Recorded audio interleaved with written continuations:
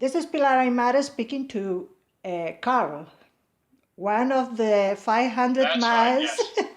500-mile walkers. Yesterday we Indeed, tried to yes. contact, but the connection wasn't really good. So The today connection was very bad yesterday. That's right, yeah.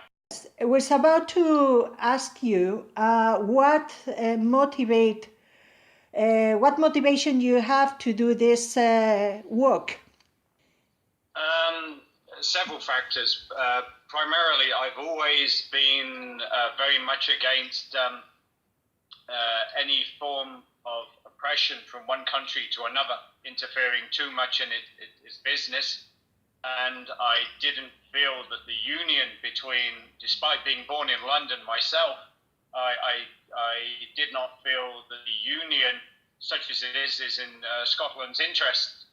And I see the potential of Scotland, but I see the detriment that is caused by being attached to the United Kingdom.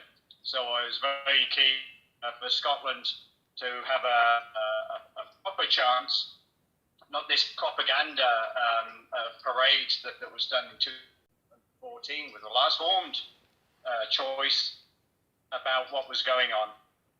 Uh-huh. Tell us about That's why I wanted to take part. Yes, tell us about your experience. How has been your experience during this walk from Portree? Because you're a full walker. It's great. It's relentless. There's no question about it. It's hard work.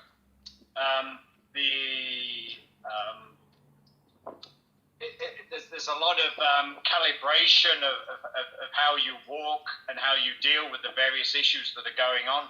Mm-hmm. There's the functioning within a team such as we have. I mean, the four core walkers, and then with the logistics team, you have to find a way of, because we're all older and we're all in our own ways established in our own lives, and of course we then have to find our way to find the dynamic, a team dynamic, and to make that work. All right. That's an additional element, but that's actually extremely, it's very satisfying, because once you start to see what the strengths are of the various members, and you feel certain connections to certain members, then the natural dynamic takes over, and you know automatically, they need a little more help, or if you're struggling with something, they're the one that can deal with that aspect of it. And we've all sort of automatically found our rhythm within the group, and within that group, within the greater group. Mm-hmm. So that's really been one of the major things that I've taken from it. Everything else is just slight adjustment. You wear insoles in your shoes to try and protect you from this constant beating, but then you realize that your feet are going to swell, and that's when it rubs against the shoes. So you take out the insoles, and then there's nothing to protect you, and each time you're trying to find that deals with that problem, but not with that problem, and we compare ideas and compare notes, compare feet, and there's a lot of that going on. And it's a nice collective experience, and that's which I personally find is the journey we're doing on these 500 plus miles is almost a metaphor for the journey that Scotland will be doing and is doing. You've got lots of people from very different backgrounds, some pure Scots, some not. Right. And they're all finding their way and their dynamic, but for a common purpose. And in that common purpose, they then discover a mutual aspiration, and that, in this case, is the end of the 500 miles. But the 500 miles itself is only serving the purpose of independence anyway. So Right. so it's sort of wheels within wheels, and it's symbolic, and it's metaphoric, and it's allegoric, and that's what I'd say. How is the reception in Dunblane today? Because you know my town is Dunblane. If you don't know, I tell you now. Yes, Uh, yes. and in Stirling, how do you feel about the reception in Dunblane and Stirling Yeah, I mean, particularly? today was interesting because we knew we were entering a predominantly Tory environment, Yeah. and you're never quite sure how that's going to work. And of course, we've been to, this is now our 15th day, so we've had a lot of comparisons to other places, Uh-huh. some more favourable than others, and I found that it was surprisingly positive.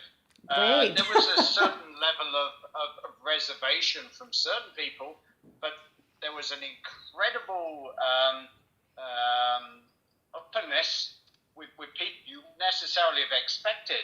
And I think under the circumstances of the present political climate and everything is, people are a little bit on edge about what we're doing. People are trying to either downplay it or they're praising it to heaven.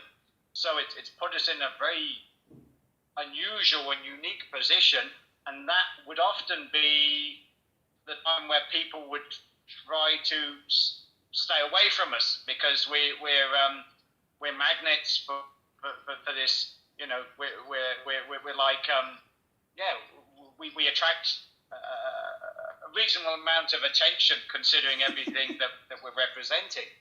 And so for people to actually come out into the streets and shake hands and show us the thumbs and to ring their bells or to have photos taken with us or to listen to our opinion without any kind of that was it was a bit of a surprise, but it was extremely encouraging because Yep.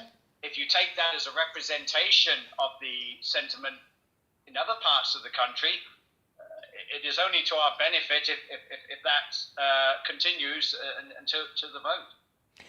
Yes, because you have to, Scotland and the people who are in favor of independence needs to convince more people. Are you convincing Yes. people with your work? Do you think so? That's a tricky one. I mean, Sorry. the thing is, I definitely it's bringing attention to the cause. Right. We are only we are purely a method to get the story out there. We're not really the story as such. The whole purpose is independence. So it's tricky to say. We're certainly encouraging people to debate. We're certainly encouraging people to think about it, even if it's of an alternative point of view. Mm-hmm. I think I mean, I've been surprised by the amount of people that have said to us, "You have no idea what you're doing means to us," or I don't think you appreciate quite what a big deal this is. And to be honest, I probably don't. I don't think any of us do, because we see it as part of a bigger scheme, Mm-hmm. and we're just we're a necessary cog in a number of wheels that makes the whole thing turn around. Right. So I would say that definitely we have created an opportunity for dialogue that wouldn't otherwise have existed. Whether us walking from Skye to Edinburgh on the basis of that, people are going to change their mind? Probably not. But what we have done is we've brought a certain amount of attention to the cause, and we've brought, through that attention, it may bring certain people to reconsider or to think about it when they haven't actually.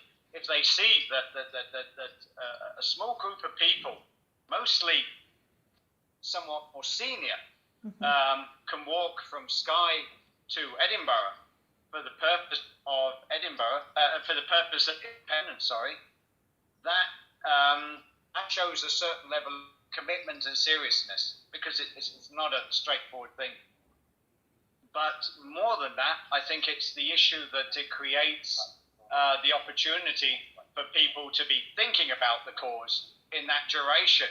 And they think if these people are taking it seriously, if we're keeping the story alive in that period, that is in itself, rather than the mileage on our feet, it's more what we're representing, and that's all it's about at the end of the day anyway, I think. Well, what you're doing is indeed very important, because the debate is important in itself.